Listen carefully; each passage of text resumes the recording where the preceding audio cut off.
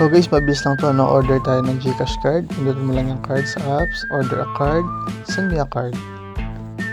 Then, fill up lang tayo dito. Lagay mo yung pangalan ng GCash card mo.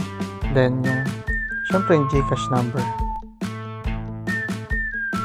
Dito naman sa parting ibaba, kung saan natin papadeliver yung ating card. Yan, Tarlac City. Kung yung barangay mo. Syempre yung zip code ng inyong lugar.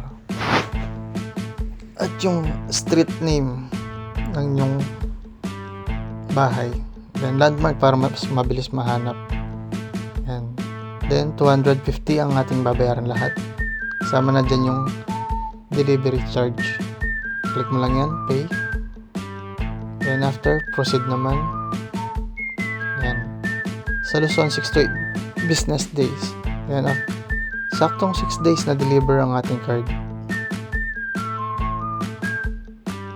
So, kailangan natin ng maayos na pagbukas.